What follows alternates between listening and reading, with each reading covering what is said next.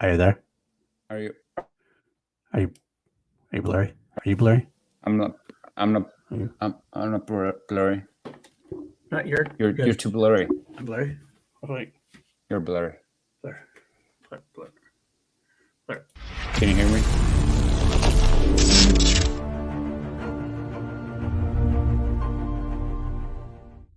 What's up, everybody? It's your boy. It's PLD. Welcome to Class Action. I'm Richard Eric Jarvie, and you're watching the classiest show on the interwebs. And yes, we are, Paul. Don't you say we aren't classy. We are the classiest. I do like how I think I got you going with my burst of energy. You had to switch your line around a little bit. I like how you did that. Instead of saying, I'm Richard Eric Jarvie, this is Class Action, you're like panicked and went, oh my God, I got to say my line. This is You Class didn't take Action. it this time. I didn't take it this time. Well, we're in a weird mood. I'm like, what do you want to say? We feel blurry today. We do feel a little blurry. It's almost like I drank a lot or something, but no, it's not. It's like 7 a.m. here, and I just got home from work, so I'm feeling pretty damn tired. But you know what? It's Mission Impossible, so I'm going to get up in a hurry. Let's put it that way. So, what do we do here on Class Action, Jarvie? You want to talk about it for once, or you want me to do it? Because you're you should probably take it away. Because I'm feeling too blurry. I'm going to try to see if I can just throw you under the bus there, like you'd make you scared. I like mini panic for a second there. I gotcha. I get it. All right. Anyway, on Class Action, what we do, we take two options. Option A, option B. Could be films, could be actors, could be directors, could be franchises, could be almost anything. We want to put them up against each other and 5 custom-made categories. And at the end of the day, we see which one comes out on top. And it's unfortunately usually not the one we think it might be. That's what we've learned very recently, that the custom-made categories can make a world of difference in changing your mind and finding out which one is which. Are you, can I hear you? I can't hear you. I can't hear you. Am I blurry again? That wasn't even a joke. that was actually a bit that we worked on. You can hear me now. I can hear you now. So good. All right. Good. Wow, so classy. So classy. I was thinking about how we're deciding which movie is better. And then I came to think of it. We're actually deciding which movie has the better parts. Right. So, because usually we used to have categories that were like overall story or overall something, but this time, well, lately we're analyzing the details and the bits and pieces of the movie, and we're deciding on these, which of course should make it as a whole, but sometimes it doesn't. But I kind of like the fact that we're approaching this on a, detailed kind of way. I do. I find putting the parts together. Yeah, that's right. I find we're like actually still. This is our 34th episode, by the way. 34 episodes. So I feel we're still kind of feeling our way on some of it, and I'm actually finding that one of the things that is key about the category versus the whole usually ends up being rewatchability. And that came to me when we did Tron versus Ready Player One, I think it was. Yeah, that's right. Mm-hmm. Because we got to the end of it, Tron was ultimately like swept through a lot of it, like was really powerfully into it. But at the same time, at the end, we're kind of like, yeah, but we still put we would still put what Ready Player One on first if we were going to watch it or something. And I think it's because like that one, for whatever reason, has the overall rewatchability for us, at least anyway. And so that has a lot to do with it. I'm wondering somehow we might have to put rewatchability in there somehow. We've actually had that on there for some battles. I remember we've had rewatchability. Yeah, I almost feel like we should maybe go back to that, but not this week because we didn't prepare for it. But but this is actually an interesting week for us too, because we decided kind of we put together choices, and then we decided to expand on those choices. So we actually got a couple weeks of content, and since we are on the Action Industries YouTube channel, home of Ben Bateman and Andrew Guy, who we always give a salute to for letting us have his little slice on the interwebs. We of course worship at the altar of TC legend Tom Cruise, and his probably best franchise, I would say, would be the Mission Impossible franchise. For sure. So we went to whatever we thought about initially. I put forth the 2 movies. I put forth Mission Impossible Ghost Protocol and Mission Impossible Rogue Nation. And I thought these were the best 2 to go at it for a couple of reasons. First off being that whenever I rank these movies, like the whole franchise, these 2 I always flipped back and forth on. Mm-hmm. It almost was like whichever one I watched more recently, I would put on top. Like if I watch Rogue Nation, then the Rogue Nation, I like better Rogue Nation, the better than Ghost Protocol. But then I'd watch Ghost Protocol and go, I actually like Ghost Protocol better. And I did that many times. So it's like, you know what? Let's put them to the test. But then Jarvie had a great idea to work off of that. with the turkey. Oh yeah, sorry. I had to remind you. I was like, I was waiting for you. Yeah, because we're talking about Cruise and we're talking Mission Impossible. We love those movies, and since we're doing Ghost Protocol versus Rogue Nation, like I couldn't shake the feeling that we should talk about Fallout. Like, why are we leaving out Fallout? Why are we doing these two? So I figured, why not just decide which is the best movie of the Mission Impossible franchise? But I gotta preface this: we will not be including Mission Impossible 1 and 2 because, and we just talked about it before. They're lesser movies. The first two, they are like the first one is kind of probably like the more critical choice of the lot, and two is the trashiest movie pretty much you could ever find. But they've got no chance of going up against 3, 4, and 5 and 6. 3 through 6 definitely. Yeah, 6. 3 through 6 definitely stepped the game up and made it a much better franchise. 1 is fine. It's a fine movie. It's a 90s action film, but it didn't come over. 2 is fun. It's a lot of fun, but not for any of the right reasons, really. I mean, 2 has a very important part in film history. Mission Impossible 2 is the reason that we have Wolverine as the way he is. That is true. Thank you to Grace Scott for taking up Mission Impossible 2 instead. We also have the great flip kick shots from John Woo and Doug Riggs and the Kamara. Anthony Hopkins. And Anthony Hopkins, which we almost forget he's in the franchise. You know, he's like he was actually in Mission Impossible franchise. They're not talked about again. And also Tandy Newton as well. They're just totally forgotten. But that's okay. But here we are. We're saying we're not talking about them. Here we are talking about them. So let's forget about them. They're lesser movies. So anyway, move on. That's all right. We want to move on. We want to do 4 through 5 today. Next week, we're going to announce it right now. We're going to do Mission Impossible 3 versus Mission Impossible Fallout. And then the week after that, we will put up the 2 winners. So either 4, either Ghost Protocol or Rogue Nation, we'll take on the winner of 3 and Fallout. So I'm interested to see what we come up with. It should be very interesting indeed because I have a list in my head how I usually rank it. I'm very interested to see if that gets changed, right? That can totally surprise us. But like either of these 4 movies could take the top spot. I have a feeling. That's true. It is very true. But either way, let's get into this week's battle. Let's do it. Before we do that, of course, we have a couple games we like to play. Of course, one of the big games I play. I forget to put the underlay back on. So classy we are. The game I like to play is what would Ed Harris play? Ed Harris is my boy, as everybody knows by now. It's actually where's this picture?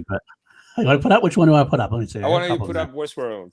Westworld. All right, Westworld. I started watching Westworld again. That one. That's good. I'm like midway into the first season, and I'm loving it. Oh, he is so good in that first season. So good. But anyway, everybody knows that. It's just because I'm running bit. Usually I say Ed Harris for everything, and people tell me to shut up now, but it's okay. I still love him. I don't. Sorry. You don't, because you love him as much as I do, almost. Well, pretty much. Yeah, I'm close. So we're going to decide where would Ed Harris be, because he makes everything better. He always never mails it a performance, and he makes a good movie better. He makes a bad movie passable. So we actually recast him in these roles or write a new role for him. And I got to, these were pretty easy for me this week, I find. I don't know about you. Did you, what did you think about this week's? I started off with an idea and I completely changed it. And now I've gone all into this crazy idea that I've put Ed Harris as.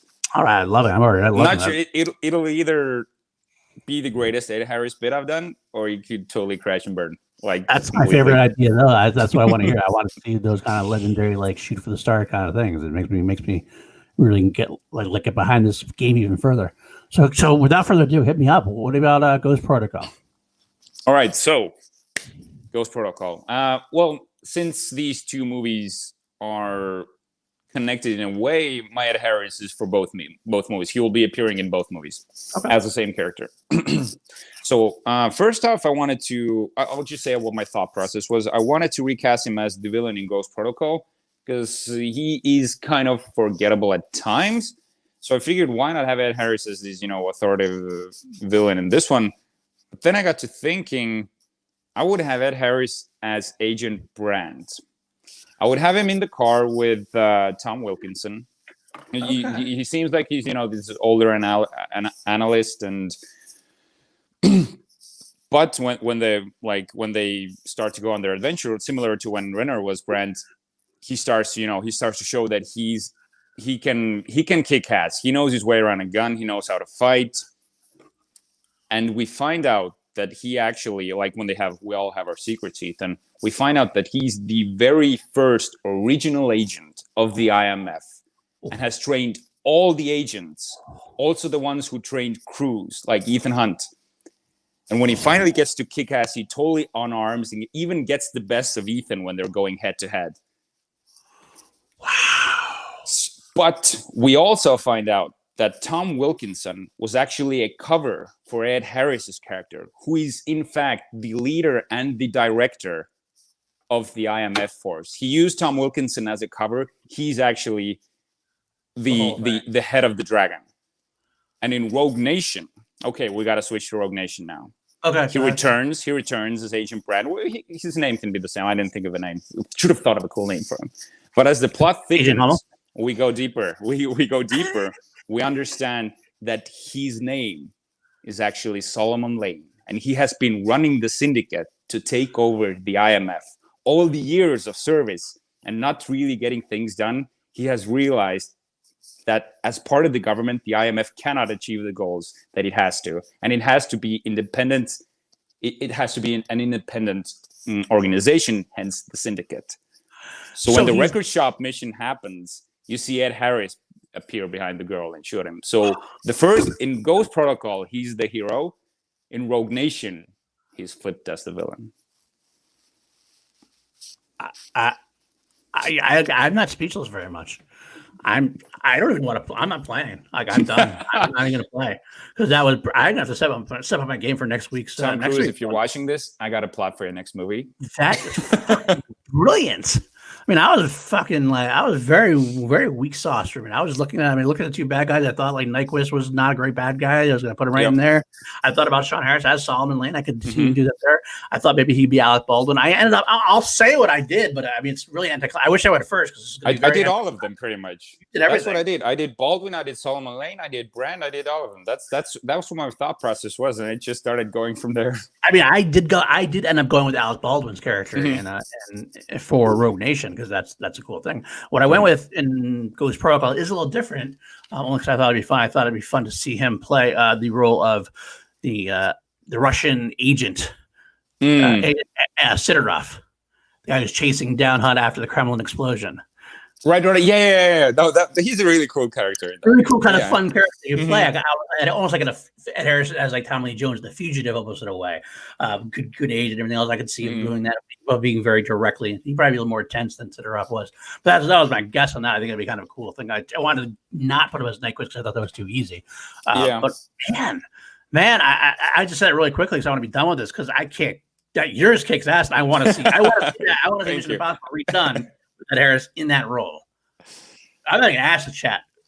I love you, chat, but fuck the chat. You win. Hands down. Fuck the chat. I shouldn't say that. We can't say fuck the guest this week. We can't say fuck the guest. That's right. He's actually in our chat. He's probably in our chat right now. But we'll find out. Well, I actually do have a guest this week for our next segment, the segment that we call Public Defender. And Jerry, why don't you tell us all about that? Because I know you love telling us about that. Oh yes, the Public Defender. You asked what it is. Here it is.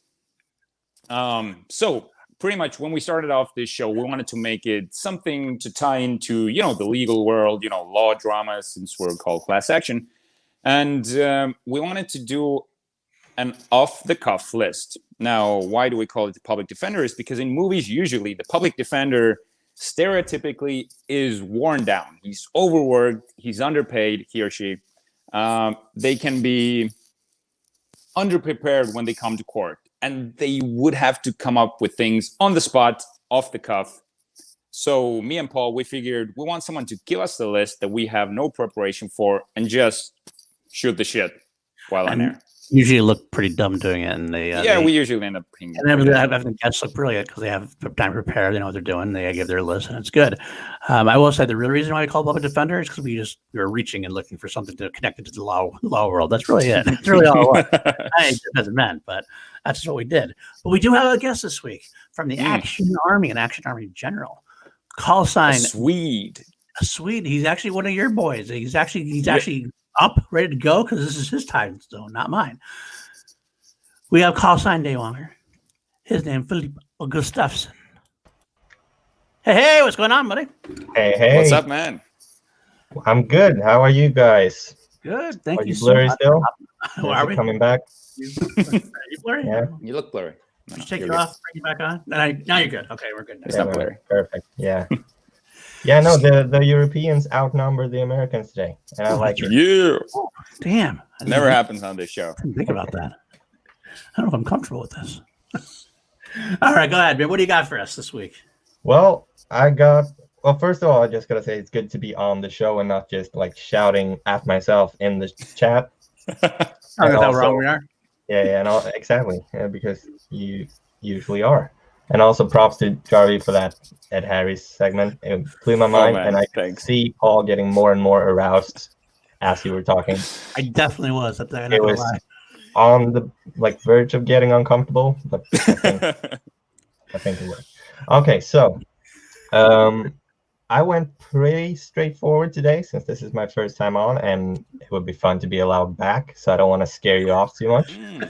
Interesting tactic. I like it. Yeah, so like one of the first things that comes to mind when I think of Mission Impossible is that everything happens at the very last second, right? Like they stop the bomb, the like fake ID gets uploaded, the security system gets taken down, everything happens at the very last second. So I want you guys to give me your top 6 last second saves for movies. And it could be the heroes pulls it off themselves, or it could be a like Deus Ex Machina type of situation where something comes in and saves the day. It's up to you, but top 6 last second saves. I can tell Paul is struggling. Like, I please, am totally like, struggling. if you can, like, after the show, just go back and look at Paul's expression when he knows where you're going, and I knew as well, but you can see his face. He's panicking. The funny thing is, the first one that comes to mind isn't a save. It's I'm going to use it anyway. It's a non-save, but I want to use it anyway because it just comes to mind. Fifth Element. When the bomb is going down, the bomb's counting down on the ship console, and Bruce Willis is with Leilu, and he comes up, and the bomb's counting down. You think Bruce Willis is going to say? You think he's going to say the days that he's the hero? He's going to disarm her, and everything's going to be okay. And he looks at the bomb, and he goes, and I think Chris Tucker is like, "You know what I'm talking about, Bob?" And Bruce Willis looks there like really intensely for a second, and goes, and the next thing you see is him like booking out. The explosion happens. But that doesn't count, I know, but I had to bring it up. Well, it's not a save. True. It's not a save. That's what we're worried about. It's not a save, so I can't count it. Oh man. Okay, go ahead, Jared. You got to go first on this one. Last second save. Okay. Well, since I'm panicking as much as you, I pretty much just have a better poker face than you at this point. But it was a good one, okay, there is no countdown, but it's still a save. So I would. Okay, this is a safe one, and I'm sorry, but when Thor and not Groot, Jesus, Rocket show up in Infinity War. Okay. Bring me Thanos. You say he throws the Jesus. I'm blanking on everything. The axe name. Stormbreaker. Why am I blanking on everything? He pretty much they save the moment at that moment, so I would go with that as my first. And the very next moment, it all goes to shit again, but you can have that one. Yeah, that's true. I got it. All right, go. I'm falling back in Ed Harris knowledge. That's really all it is. The Abyss.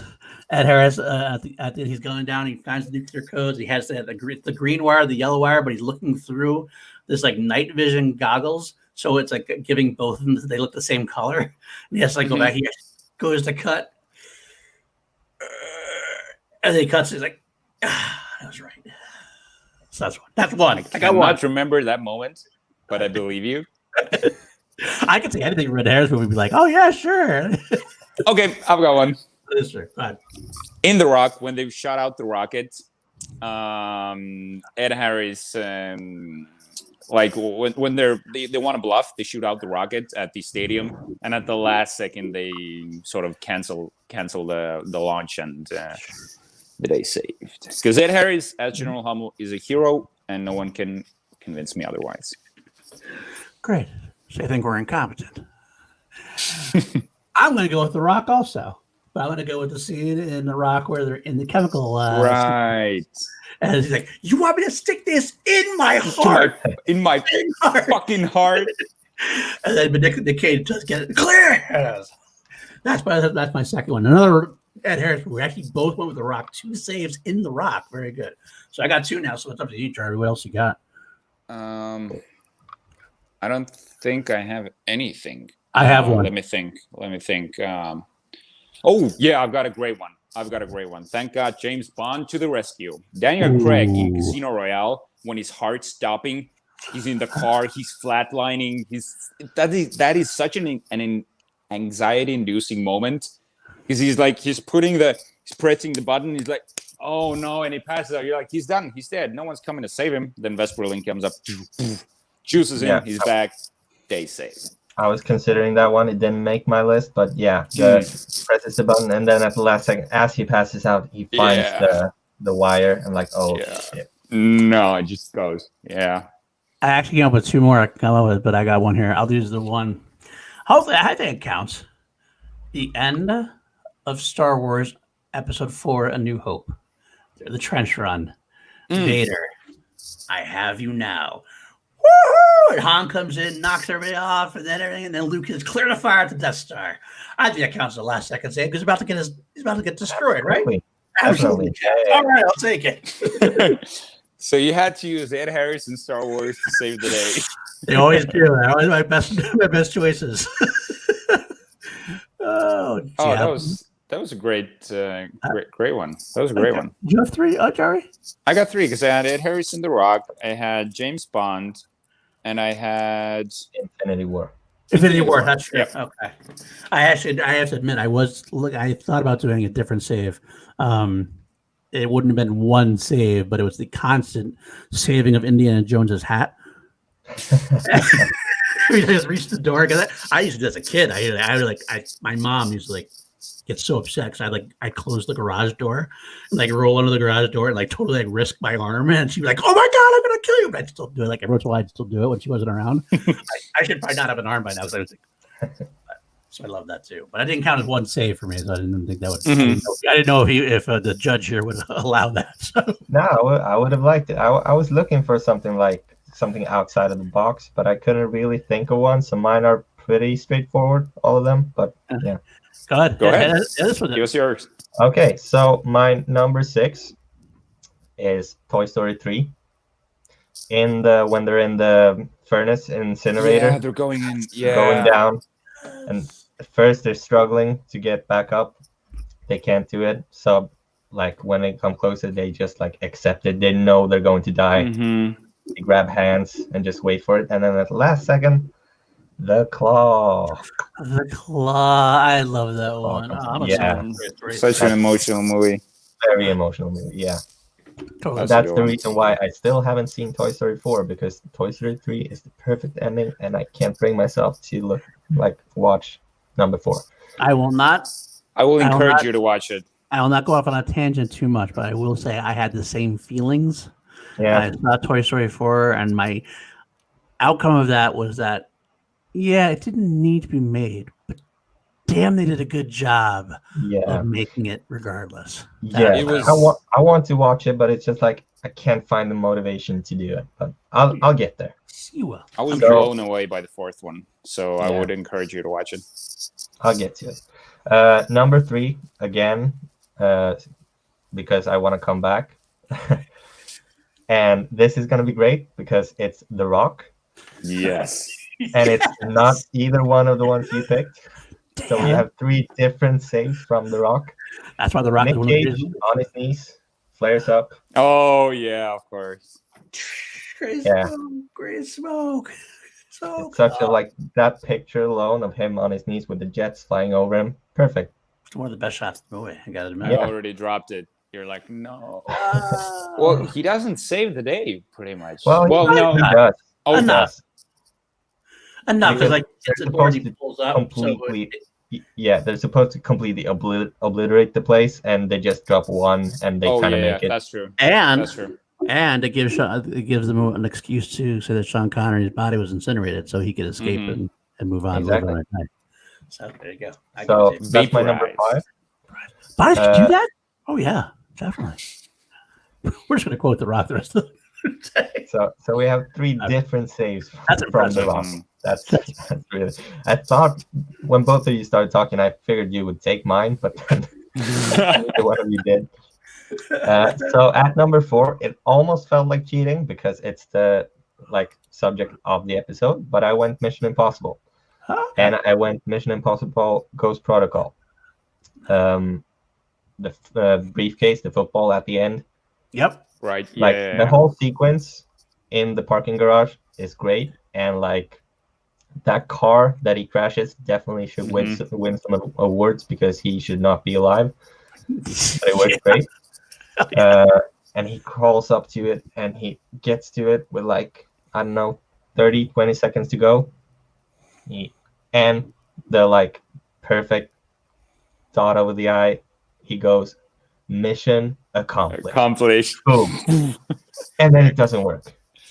because the rest of the team haven't done their part yet, so he keeps bashing the button while waiting, and then of course 1 second to go, it works, and Luther even like calls him out on it. And, yeah, you said it. You said that. You actually said that.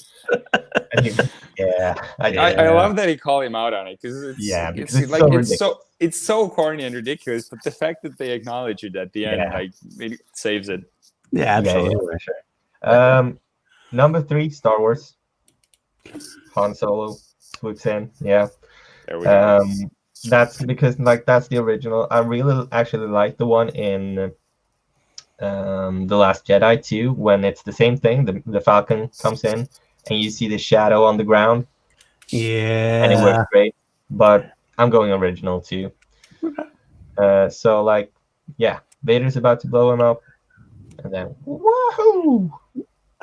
You're all clear, kid. Now let's blow this thing. Go. Yeah. Iconic. Very iconic.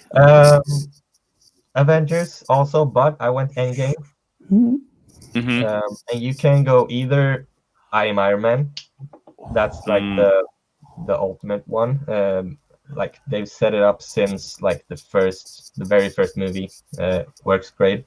I still think I'm going the Portals on your left, on the left, also set up from way back, and like Captain America is just beat down. He knows he stands there. He's like, "Yep, I'm going to die, but I'm gonna go out fighting."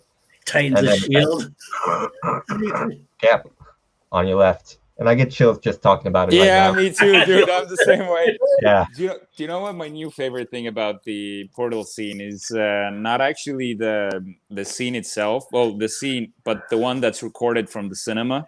From the opening sequence when people are fucking screaming their heads up. I know some people hate when they can't focus on the movie, but as you like, we've all seen the movie, and when you're watching it like later, with with these screams and that emotion, you're like, wow, this is what Marvel does. This is how it should make us all feel. Yeah, there's like moments of that throughout. There's a couple different. Portals is one when Cap like lifts the hammer, gets the hammer. Yeah, big one, you know. Man, I want to watch that video. And like the Swedish crowds are usually like not like loud or like in theaters. Same here. People yeah, sit there and maybe like laugh and maybe like go, oh, but they were legit like cheering during this. Nice. Awesome. That's awesome. Yeah, same thing in Estonia, and people are very, very boring. Yes, we can get that way. Hell yeah, that way for Force Awakens when Rey caught the lightsaber in Force Awakens. I was even then our audience was cheering at that. Yeah, so, it happens a few times. So my number 1, I wouldn't be me if I didn't have this at number 1. I was thinking Lord of the Rings at some point, but go ahead, give it to me. Okay, all right. Lord of the Rings, Return of the King, The Ride of the Rohirrim. Yes. They are losing bad. Like it's really bad. And at this point in the movie, even though it's been set up the whole movie, you have almost forgotten that like Rohan is on their way, because like they've been out of the picture for like, I don't know, 20 minutes or something. Yeah, you haven't seen them, and things are just shit. Like, and it gets even better if you're watching the extended version, because then you get the Witch King Like Yes. he's about to kill Gandalf. but Gandalf he's- is about to die. Like he's on his knees, defenseless. The Witch King is over him, and then you hear that first horn. Yeah, and you're like, oh my god! And then the speech, and then the cinematography and the score. It's perfect. It is pretty perfect. I can't deny that. That's a good list. That's a good list. Was that the Theoden speech that came then? Yeah, There was a Theoden speech there, 1 and 2. I like the Theoden speech from Helm's Deep also. But, yeah. Yeah. It's now for wrath, now for ruin, and the world sings. Yeah. And then the death shouts. Yeah. Chills again. Chills again. Mhm. Oh god. Great ones. All right, well, that's a great list. Thank you so much for coming up with it. You would definitely be asked back at some point because Absolutely. Thank you guys. For right now, we will be putting him back in the background. He's gonna stick around. If he does have anything he wants to, he's desperate to say during our little discussion, he'll come back on. And like we do now, if we actually come up with a tie, which has only happened once, I think, in our 34 Once or episodes. twice, yeah. I think once for sure. Then we'll actually ask Philippe back on to be a little bit of a tiebreaker. So Yes, sir. let's see what happens. So I don't know if Philippe's hoping for a tie, so we get to come back on and do it, but we're going to find out either way. Give so. me the power. Come on. All right, Philippe, thank you so much, Bob. Tack så mycket, Philip. Thank you. All right. Well, there we go with that. That was a fun one. That was definitely a fun That one. was a great one. I gotta tell you, I get more anxiety the more times we do that. Like every time somebody comes on, I'm always like, what the fuck are they gonna say? What the fuck are they saying? Yeah, I know. like- But somehow you pulled something. Considering what I was really scared about, I actually came up so good as I thought. I was pretty happy. I'm pretty happy with my choices. I'm sure back if I actually just research it, I'm like, oh man, I missed this. But that's all right. I'm like legitimately sweating from my back because I was so nervous because of that. Like, I'm really hot here. All right. Well, let's move on then. We have one more small segment to go before we go into the 5 categories. Mhm. Snap judgment. Judgment. What is your snap judgment, Jarvis? Do you have one, or do you have one to tell? Yep, I got one. I'm going with Rogue Nation. You only Rogue I have a Nation? feeling Rogue Nation will take this. Yeah. I do too. I do think it's going to be Rogue Nation, even though I fight for Ghost Protocol a lot. Yep. I'm always the one who fights for it. I feel like I will say this. I feel like if you ask a lot of Mission Impossible fans or general action fans, that they would put Rogue Nation over Ghost Protocol. Mhm. So I think that might be one reason why I always fight for Ghost Protocol a lot, because I really do like it so much. I'm a big fan of Brad Bird as a director. Me too. I Yep. want to see more from him. I really do. I am the sucker that loves Tomorrowland. Like I love his stuff. I mean, a lot of people hated that movie. I loved that movie. So I think it was okay. I hope we can find more for him because he's really great. This movie as well. So, all right. Without further ado, let's get into our 5 categories. Our 5 categories this week for Ghost Protocol versus Rogue Nation are as follows: 1, the better opening. Now, of course, we have Mission Impossible always has great openings. So there's like kind of For cold sure. openings where they have to introduce Tom Cruise as he's done that again, and get to see what something cool he's doing this time. Number 2, we got the better crew. The crew that helps Ethan Hunt out, Tom Cruise, throughout the mission of the film. They are similar, but they are definitely different. 3, better ultimate stunt. Now, this would be a fun one. I will say we decided, I was wondering if we should come up with the same ultimate stunts and like that, but we actually feel like we're going to go personal and say whatever the ultimate stunt is to us. Exactly. Go from there. Number 4, better villain. Number 5, which was a better mission? Which is a better overall like mission to watch? Or the more, if there is such a word, the more impossible mission it can be. Because I even wanted to approach this as which has the tougher mission to do, but it can be better. It doesn't matter which way. I just figured which is the more impossible mission, for lack of a better word. I like how you're pandering there to the title. I like that. Well, let's get right into it then. Better opening. For this one, I did clarify. I wanted to clarify. Obviously, Rogue Nation's opening was the airplane sequence. The Ghost Protocol opening, I'm going to slice off the very, very beginning when you see Josh Holloway. Okay. All right. I'm talking more about the Tom Cruise moment in the prison. The prison break house sequence. That's what I consider the cold opening, because it happens more. The Josh Holloway thing comes back, and you see more about what happens. But that was the opening to me. I'll go first since I'm already talking about it. Go ahead. For me, I love that plane sequence a lot. It's very funny. But I'm a sucker for that prison sequence. Right? I actually decided right a pretty close away that the prison sequence was more fun for me. The idea that you have Tom Cruise in the prison, you don't know what he's doing there. You're like, what's going on? You don't He's see like, his face for a while. He's just like throwing a ball, and then you see like the doors start opening. You see Simon Pegg, and like, oh, cool, Simon Pegg's back. He's like, and he does the thing with Tucker. Does that thing. He's like, and no. Even before that, the best part of the Tom Cruise, like he looks, goes towards like his extraction point, looks back, and it's Simon Pegg goes, what are you doing? What is he doing? And he starts going back. What are you doing? And then no, I know what this is. I'm not opening. So okay, you'll wait. Okay, you'll wait. I'm not opening. And then Paul Pagano's saying, he's doing what he's doing as long as he's there when he needs to be. And the whole fight sequence comes down. You have Sergey. The very comedic sequence with Sergey and him. The whole bit is very funny, very action packed. I love it. Now the plane sequence is pretty funny too. With trying to open the wrong door, and it's got the great stunt also, which you don't have in Ghost Protocol as far as the opening goes. It's not as big of a stunt, but for me, I honestly felt like the longer jail sequence for me won. I liked Ghost Protocol's opening just a little bit better. Yep. I'm on board. I'll just say I'm going with Ghost Protocol as well. Really? Okay. But okay, go ahead. Okay. I love that very first opening. Oh, I do too. And that is what I'm basing this on. I am not even considering the jail sequence, and I am picking that moment with Josh Holloway playing Agent Hanaway, and he freaking steals the show for like a few minutes. Wow. He looks so capable. He's got like cat-like reflexes. Yep. From the first moments we see him kick ass, you're like, okay, I'm rooting for this guy. He looks cool. We know he's not Ethan Hunt, but he looks so much like him. He looks like someone Ethan will, partner up with or something. He's like, he looks so awesome.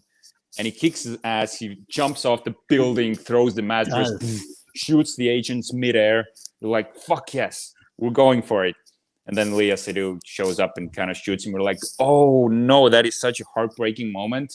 Yeah. And she also like she like quadruple taps him as well. It's like shoots him, and then he's on her and she just goes again, like into the body. You're like, no, he's done. But he was such an awesome kick-ass intro. Yeah. I don't know why I freaking love that it wasn't Tom Cruise that opened this movie. And it worked. It worked for me. Okay. I mean, I get that. I could reinsert that as the opening but include the Russian jail sequence too. For sure, yeah. I do love that. Like, that is an insane stunt that Tom Cruise does, like hanging off the airplane. We got to give credit to that. Oh, and also there's the moment where we don't even see Cruise yet. They're just talking. Like Benji's like, the plane's leaving, and then the music comes on. Dun, dun, dun, dun. Then you see Cruise's face is like coming over the mountain. You're like, yeah, he's here. He's going to save the day.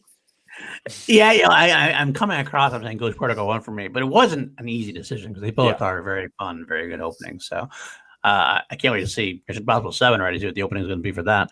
And 8, maybe 2. I don't know. I'm more afraid than anxious. Like I'm more anxious than excited because dude's gonna.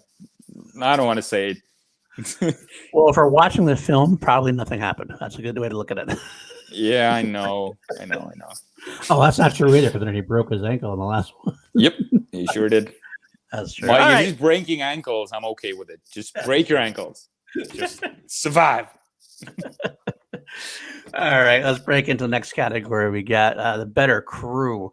Do you want to do this one? Do you want to start with this one? Sure. This is I love saying it, but that was the toughest one for me. I do like. Interestingly, I'm basing this off of Simon Pegg's character, and we've got Simon Pegg as the field agent now in Ghost Protocol.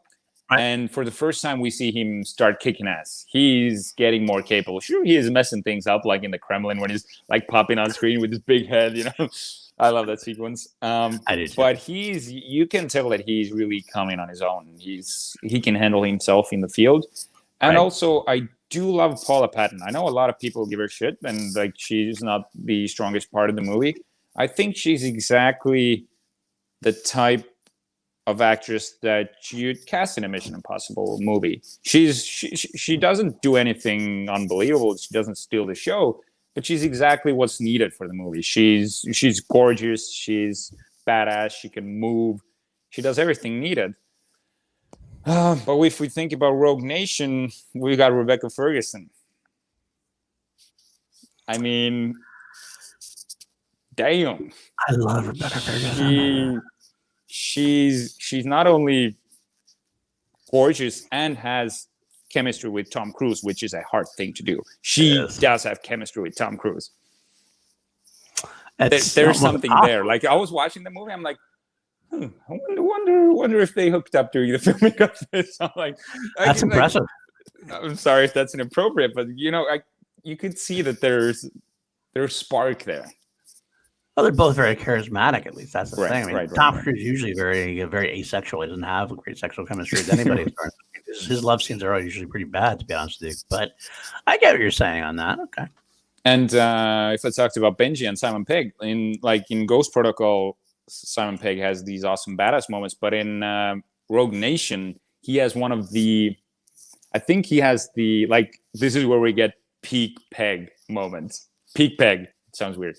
It's when that sounds fast. Peak Pegg.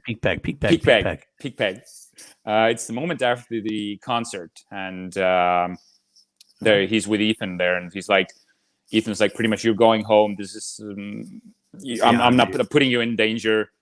This is why I need you to leave. And then he's going, it's not your decision to make, Ethan. I'm a field agent. I know the risks. And he goes on to this whole tangent. He's like, and I'm staying. And that's all we're ever going to talk about it.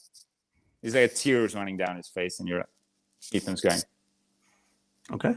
Okay. Sure. So as you probably figured, this was going to Rogue Nation. Okay. Yeah. Rebecca Ferguson is the decider.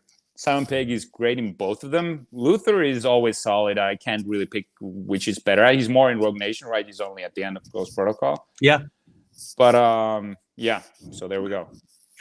Okay. I'll start and say that at first, my initial quick instinct was going towards Ghost Protocol because I like the more active field agent role of Jeremy Renner. And watching his arc in Ghost Protocol, we're like, who's this guy? And you see, oh, he is a badass. Oh, he does do a lot of cool stuff. And then you find out Tom Cruise is like that. He has this whole thing where he thought he failed Tom Cruise, Ethan, and Ethan's wife died, and he was like really feeling guilty. And you find out at the end that it was all a scheme to get Cruise into prison, Ethan Hunt into prison in the first place. It was all. It's a great arc. Jeremy Renner had a character. It's a great arc in this film. But then you have Simon Pegg, who's great. Paula Patton, who I honestly, I'm kind of with, like you said, you like Paula Patton, and she's fine. I do she's like fine. her.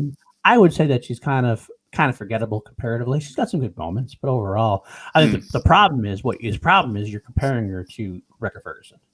Yeah, and also I'll quickly just interfere. I'm sorry. The moment where they're in India and she's trying to seduce the Mogul, like that is where the movie falls apart for me. That is like not, and it's not Paula Patton's fault, but she's part of the weakest scene in the movie, unfortunately.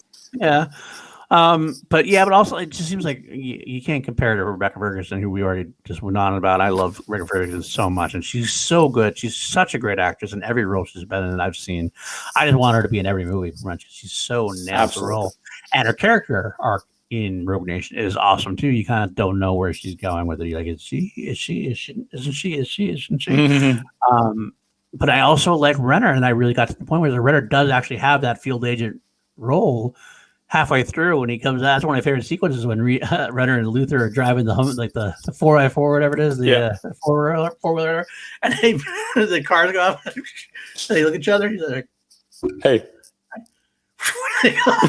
yep, found him." And that's it too. Luther. We have Luther for a full movie. And I missed him during a lot of 4. I'm glad he was at the very end, and he made up for a lot of good things. But same with Simon Pegg. The same thing you said about Simon Pegg. I love both that sequence where he tells Ethan Hunt, I'm here, I'm staying, and everything else, and even the more humorous role to me is when they're discussing the water bombing sequence, the water dive, and when he's trying to hold his breath. The whole sequence between is like, it'll be fine. He's got this. That's not even close to being You impossible. can hold your breath for 3 minutes. And even see Ethan Hunt be like, "What are you?" Yeah. That's great. He's the one usually pepping everybody else up, and he's like, "I don't know about that." He's like, yeah, you got this. Yeah, no problem. I love the whole thing about him. So again, I love Ghost Protocol, but I think to me, it's a better Renner now. Luther's in it, Peg's better. It's got to be Rogue Nation. Ferguson's the tipping point for sure, though. Mm-hmm. So I'll go with Rogue Nation as well. So that leads up into number 3. My favorite category. Ultimate Stunt. Now, I thought about Rogue Nation. I thought there's 2 you could really choose from. Yeah. I thought, at least, I mean, there's a lot of them you could choose from. There's driving sequences that are fun and everything else. But the 2 ultimate stunts are either the plane or the water sequence, the underwater sequence. Those are the 2 big ones to make. While in Ghost Protocol, the one big one you would draw attention to would be Dubai. Yeah, the Burj Khalifa scene. Oh my god! Yes. Oh my god! Yes, and that's why I'll tell you right off the top. I'm not gonna mince words. I went with Ghost Protocol in Dubai. Yes, you did. Because here's why. Mm-hmm. For me, the plane sequence is awesome. I think we're totally on board. I totally know where you're going.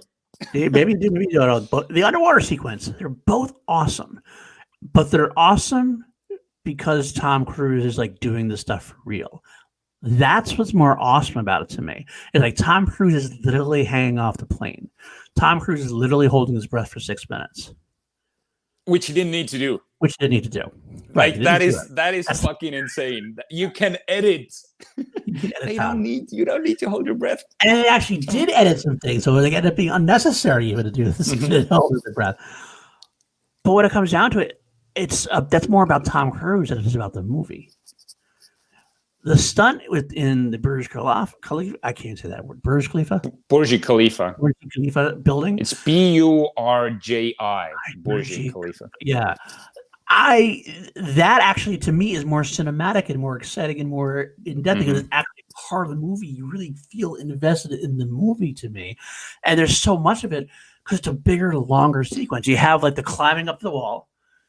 And they have the glove like faltering, and like, my heart actually skipped at that. Like, right. When it's red, it's red. Then he throws it off, and it comes back, and he goes off again. Like little humorous sequences. Then he does the jump out of the thing with the fire hose, runs, and that whole sequence he runs and jumps into the window, and like knocks his head against like the window. Yeah, the window gets caught by Jeremy Renner. And then the whole thing even continues because you have the dust storm sequence after that. Like when he's running into the dust storm after that, which I don't even know if he counts, but the big one's the Burj Khalifa, obviously. But the whole thing together just adds up to such a big cinematic thrill ride to me. I'm loving the whole thing. I'm excited. My heart's skipping a beat and everything else. And to me, it was more about Ethan Hunt in the movie and what he's trying to do versus Rogue Nation. Great stunts. About Tom Cruise really doing this. If you think about anything else, if it was done where like somebody's hanging off a plane, you've seen that in a million movies. You haven't seen Tom Cruise really doing it, which is what makes it cool. But otherwise, it's kind of like that's a cool sequence. But that's where I got to go Ghost Protocol.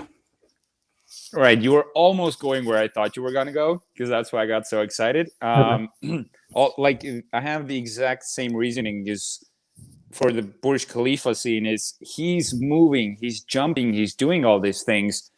I feel like the Rogue Nation plane stunt is insane and it's freaking dangerous. I'm not taking away anything, but he's hanging, he's holding on.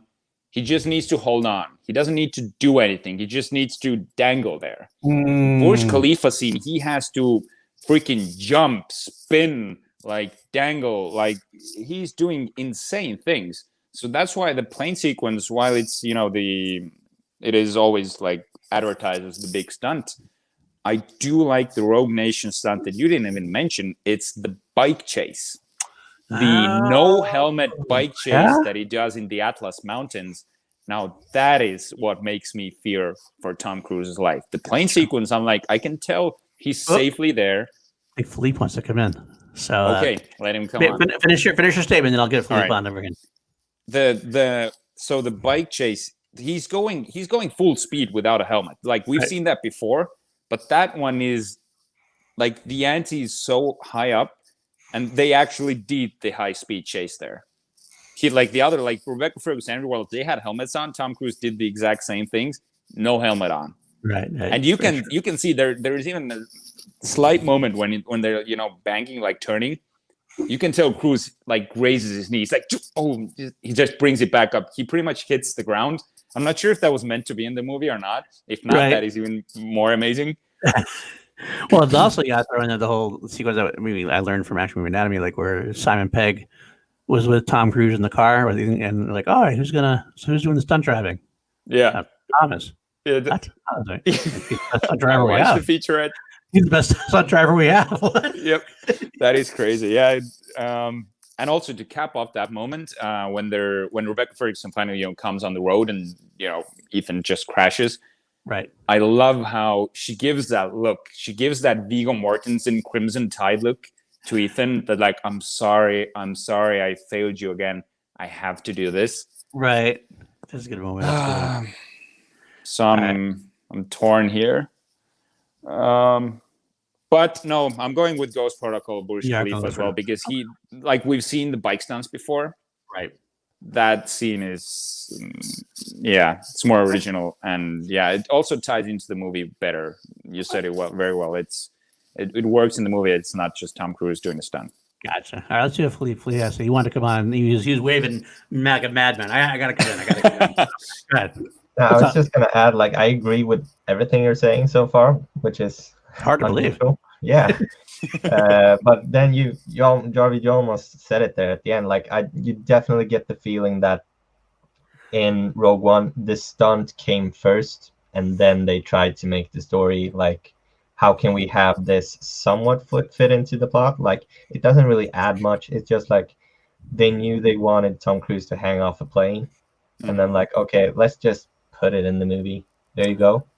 I like that. And it definitely adds to it that he's actually hanging off a plane.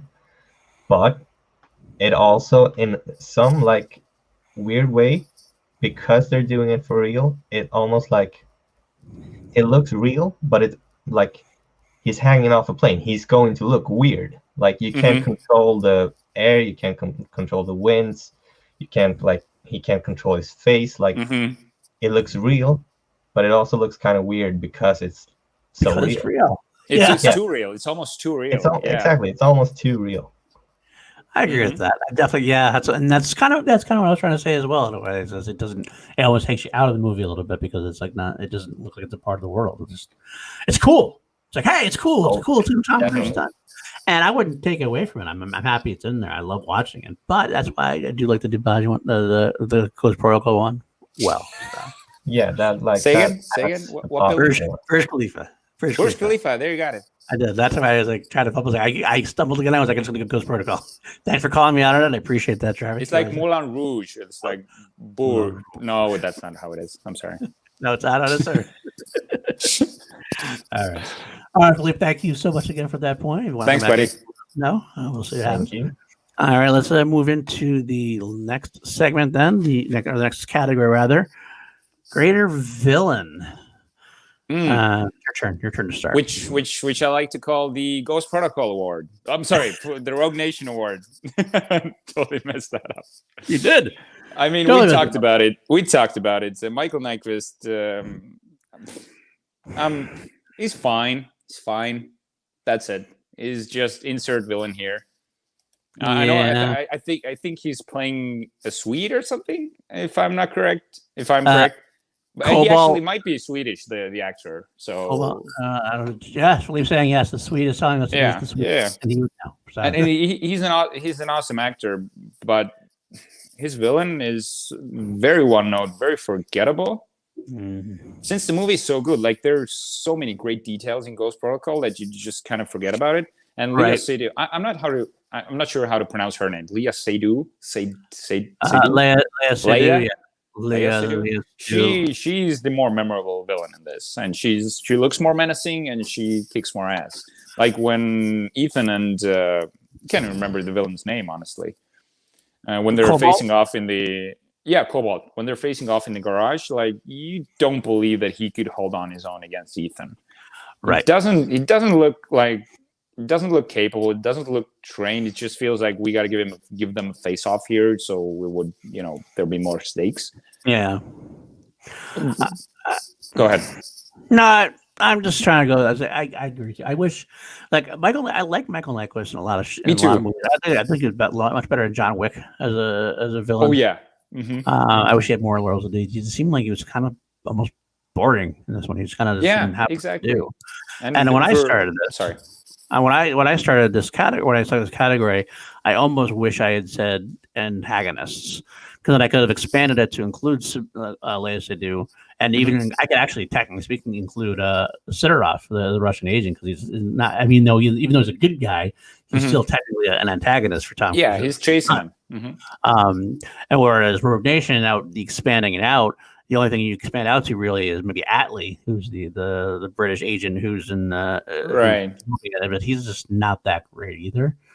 But Solomon Lane, though. Solomon Lane is good. He's good. He's not in Rogue Nation. He's fucking fierce. He not fierce, but he almost taps into the almost. I will never know the greatest villain in Mission Impossible is PSH. He sort of taps into a little bit of that PSH stuff. He's more laid back. He's talking, very softly, but he has that sort of deadness in his eyes, this sort of cruelty that just gives you chills. Solomon Lane, I mean. I would never even put him in the same category as PSH. I'm just saying he borrows some. I can't even go that far. I can't even go that far. I will say he's better than Michael Nyquist, though. So since I did not include antagonists, if it's just straight up Nyquist versus Simon Lane wins. So that's for sure. And I'm not saying Simon Lane is bad. I actually there are some things I do like. His voice, of course, is his whisper voice. Kind of gets to it. It's a very calm voice, very cool, collected. But neither villain really, truly does it for me. But Solomon Lane is definitely the better of the two. So I'll go with Rogue Nation as well.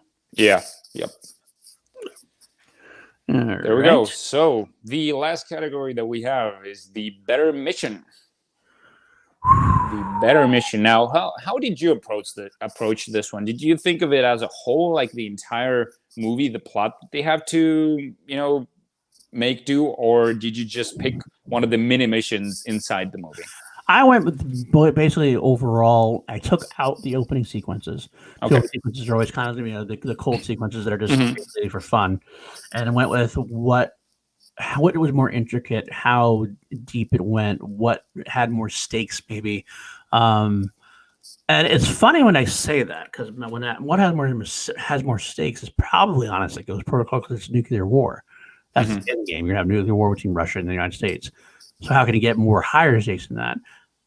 But at the end of the day, I kind of went thinking of Rogue Nation. I'm like, wow, you got Rogue Nation, which has the intricacy of the plot, the intricacy of the mission, and Solomon Lane hiring all these dead agents or whatever from all different places and creating something which is going to be the antithesis of the IMF team, pretty much. It's almost like creating that dark, equal organization. And then you have the idea of you have the whole Rebecca Ferguson plot line of you don't know if she's good or bad. You want her to be good. You want her deep down to be a good guy. You want her to be on their side. But there's definitely doubt there the whole time until the very end when you see what she's doing. Ghost Protocol seemed to go more from... It was a little more bit to bit. From I kind of seen Hop more than Rogue Nation did, and Rogue Nation was a little bit smoother. So it's a very close call. I do like. I don't have an answer, to be honest with you, yet. I'm still trying to talk my way through it, because I look back and I do love the idea of the disavowalment of the IMF team protocol, and how. Tom Wilkinson comes in and tells him, I can't, you got to keep going for this, but he dies also. Literally are off the grid and everything else. But then I go back to Rogue Nation and something almost similar happens when Tom Cruise is pretty much disavowed and Simon Pegg has to help him, even though he's disavowed, a man without a country. Then you involve the Prime Minister. Get the Prime Minister of Britain involved. And by the way, I am a big fan of Tom Hollander. I love him and everything he's in. Yeah. And he is in this. He's truly great. Every movie he's in. Such great comedic timing. His timing is so on point. It's like that in every movie. He just has this knack for when to speak and when not to speak, and how to kind of like direct things. I gotta go Rogue Nation. I think I gotta go Rogue Nation, but not by a lot. Not by a lot. By skin of my teeth, I'm gonna go Rogue Nation. I approached this category as I picked the mini missions, the toughest and more the more gripping ones. So I went with the Ghost Protocol, the Burj Khalifa, like the mission, not just the dangling off the roof, but that's pretty much the most of it. And them trying to in the other room, they're sort of like doing the trade or the trade-off, versus the underwater mission to get the ledger in Rogue Nation. Okay. And what I figured out is in Rogue Nation, Cruz, like Ethan, he completes the mission, but he fails to save himself.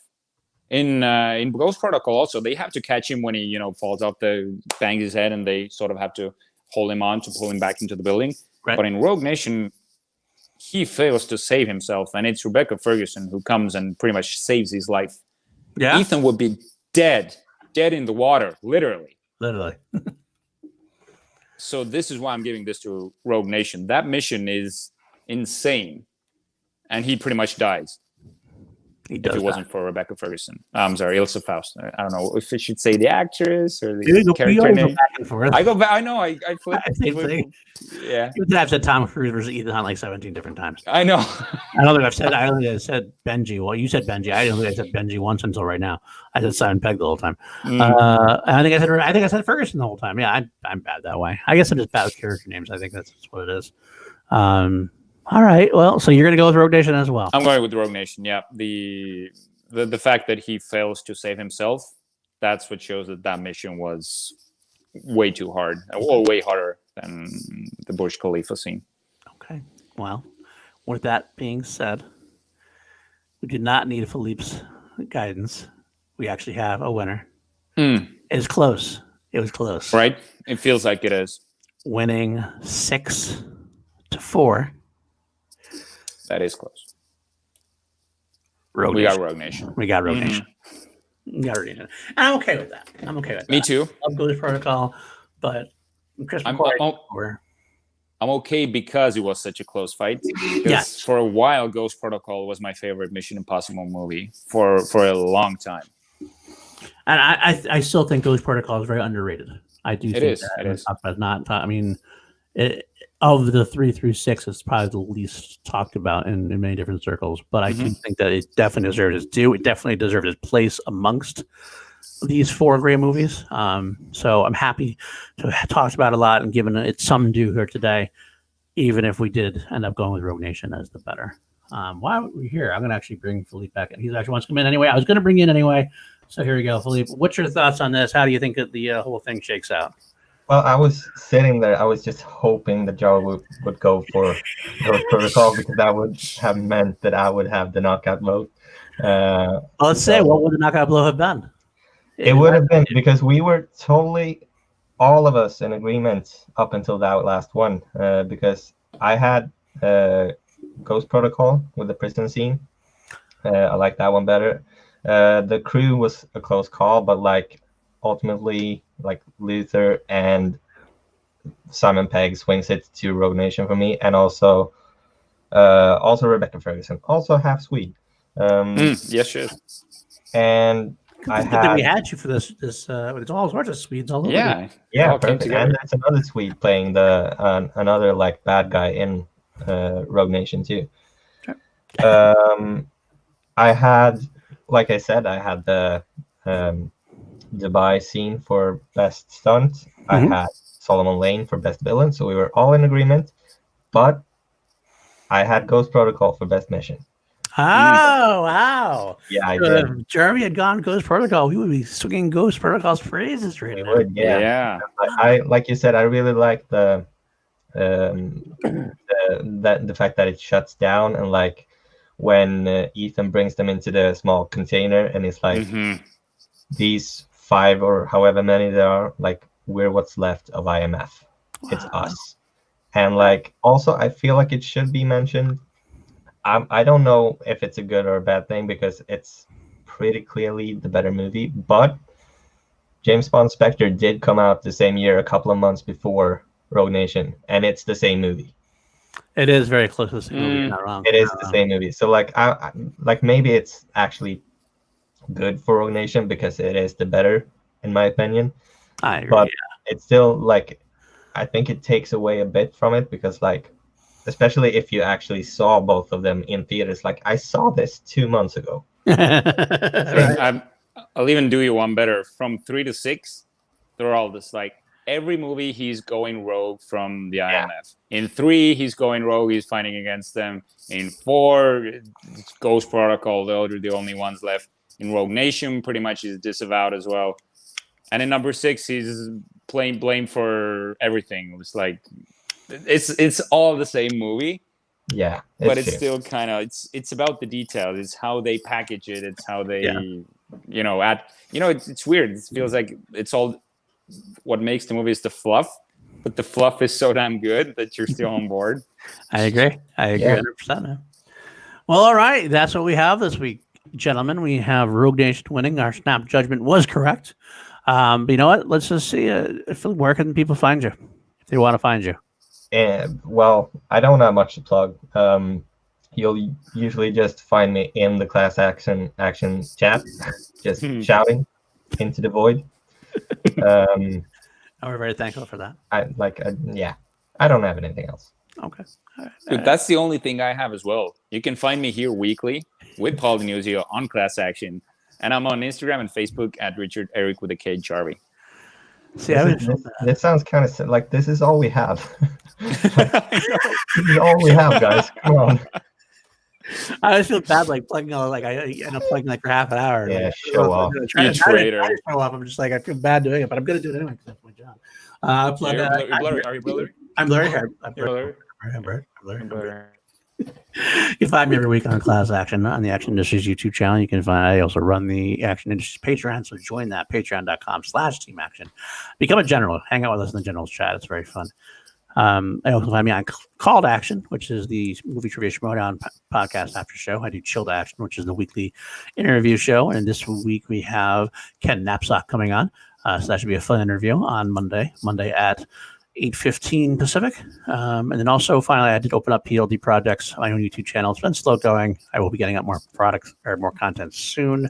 Hoping to finish up my first episode of the Heresistance in the not too distant future, and I'll make you love Ed Harris as much as I do, which is damn near impossible. So at least I'll try. That's it. That's all I have to say about that. It wasn't too bad. That's it. That's not too bad. I could have more. I could throw some more in there if you really want me to, but I feel bad enough. Man. I love you guys. That's okay. But anyway, that's where we have our show for the night. Please hit that like and subscribe button. And if you're still in the chat, please let us know what else you'd like to see. I mean, we do have the next 2 weeks covered. Obviously, we're going to do Mission Impossible 3 versus Mission Impossible Fallout. And then the week after that, we'll be taking Mission Impossible Rogue Nation and take it on the winner of next week's battle. And we'll go from there. But if we're always looking for more options, more choices, and if some people out there want Fast and the Furious, Ferris, I know that's you. I know some people want, some want Highlander, but Jarvie won't do that. I already tried. I can do that. It's just I feel like I should give them a rewatch or the first one, whichever. I'm okay with trying. Okay, all right, we'll see. I mean, we'll go with something like that. Have some other cool director. I like to do a director one again. I had a lot of fun doing our director one, which is our first one. We did Villeneuve versus Nolan. I'd like to try maybe some other directors, but I'm not sure which ones yet. So we'll find out. But that's it for now, guys. So stay tuned until next week. Same Class Action time, same Class Action channel. And until then, court is adjourned. Are you blurry? Are you blurry? I'm blurry. No, I'm not blurry.